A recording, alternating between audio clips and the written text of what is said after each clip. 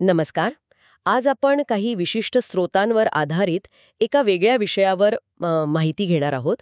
विषय आहे योगिनी मंत्र यश, कीर्ती आणि धनप्राप्तीसाठी. तर ह्या माहितीचा उद्देश आहे की ह्या योगिनी मंत्रांमागची संकल्पना काय आहे आणि यश, प्रसिद्धी, संपत्ती यासाठी त्यांचा उपयोग कसा सांगितला जातो हे जरा समजून घेऊया. आपण आज मुख्यत्वे 4 योगिनींवर लक्ष केंद्रित करतोय. काराकाळी, चर्चिका, वायुवीणा आणि विक्थामना. बघूया काय काय महत्वाचं मिळतं ह्या स्रोतांमधून. हो.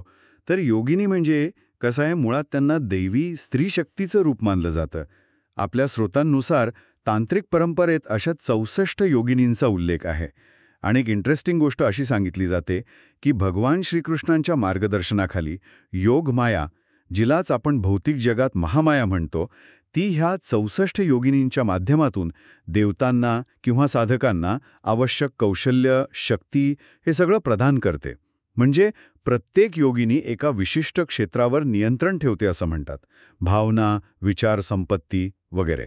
अच्छा, म्हणजे योगमाया आणि महामाया हा संबंध थोडा म्हणजे ह्या एकच आहेत की कशा वेगळ्या आहेत? हो. तर स्रोतानुसार असं दिसतं की योगमाया हे मूळ शुद्ध स्वरूप आहे आणि महामाया हे तिचं भौतिक जगातलं म्हणजे सृष्टी चालवणारं रूप आहे. थोडक्यात एकच शक्ती पण 2 स्तरांवर काम करतेय असं म्हणता येईल. राईट. आणि असंही सांगितलं जातं की भगवान श्रीकृष्णांची बहीण देवी सुभद्रा यांचं ह्या परंपरेत एक विशेष स्थान आहे आणि त्यांच्या मान्यतेने म्हणा किंवा साधकाच्या प्रामाणिक प्रयत्नांनी या योगिनी शक्ती मग साधकाच्या जीवनात सक्रिय होतात असं वर्णन आहे. हे खूपच मनारी आहे. आता मंत्रजपाबद्दल बोलूया का? स्रोतांमध्ये 108 वेळा जप करण्यावर खूप भर दिलाय. ह्या 108 आकड्यामागे काही विशेष कारण आहे का? हो. 2-3 कारणं सांगितली आहेत. एक म्हणजे आपल्या शरीरात 108 मुख्य ऊर्जा नाड्या आहेत असं मानलं जातं, एनर्जी चॅनल्स, ज्या हृदयाशी जोडलेल्या आहेत. आणि दुसरं म्हणजे ज्योतिषशास्त्रानुसार बघितलं तर 12 राशी आणि 9 ग्रह ह्यांचा गुणाकार पण 108 येतो. त्यामुळे हा आकडा वैश्विक आणि मानवी ऊर्जेशी जोडलेला आहे असं समजलं जातं. आणि आणखी एक गोष्ट म्हणजे संध्याकाळची वेळ, संधिप्रकाश. त्यावेळी जप करणं जास्त प्रभावी मानलं जातं. कारण तो काळ दिवस आणि रात्र ह्यांच्यातला संक्रमण काळ असतो ना. बरोबर. तेव्हा ऊर्जा जास्त ग्रहणशील असते असं म्हणतात. ठीक आहे. ओके. तर मग त्या 4 विशिष्ट योगिनी आणि त्यांचे मंत्र त्यांच्याकडे वळूया आता, ज्यांचा उल्लेख आपल्या स्रोतांमध्ये आहे. हो, नक्कीच. पहिली योगिनी आहे कराकाळी. हिला यशासाठी पूजनीय मानलं जातं. मंत्र आहे कराकाळी कराकाळी कराकाळी नमः. असं म्हणतात की ह्या मंत्राच्या जपानी काय होतं की ध्येय गाठण्यातले किंवा कामातले अडथळे दूर होतात, एकाग्रता वाढते आणि जे छुपे शत्रू असतात ना, हो, ते सुद्धा निष्प्रभ होतात असं मानलं जातं. ऊर्जेशी जोडलं जाण्याचा हा एक मार्ग सांगितलाय स्रोतांमध्ये. बरोबर. अगदी तसंच. अगदी. दुसरी योगिनी आहे चर्चिका. ही नावलौकिक किंवा प्रतिष्ठेशी संबंधित आहे.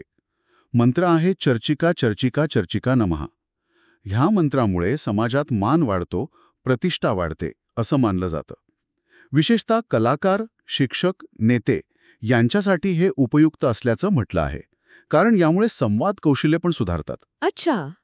तिसरी योगिनी आहे वायुवीणा. ही प्रसिद्धीसाठी ओळखली जाते. मंत्र आहे वायुवीणा वायुवीणा वायुवीणा नमः. वायू म्हणजे वारा. तर या मंत्राने वाऱ्यासारखी कीर्ती अगदी वेगाने पसरते असं मानलं जातं. इंटरेस्टिंग. हो.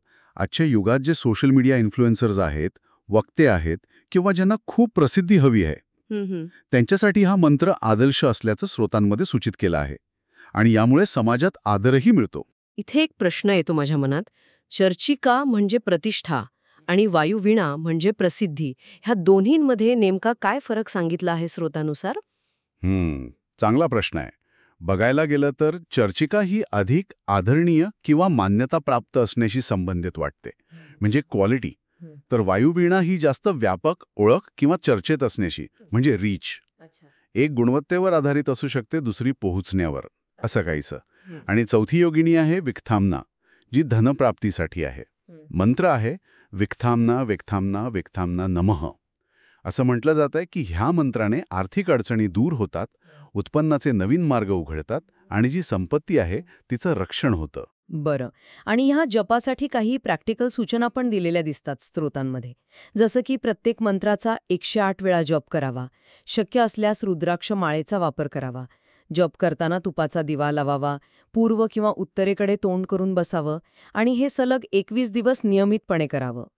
इथे एक गोष्ट मला महत्वाची वाटली, की आवाजाच्या मोठेपणापेक्षा हेतूची शुद्धता म्हणजे तो भाव जास्त महत्वाचा आहे. बरोबर, अगदी बरोबर.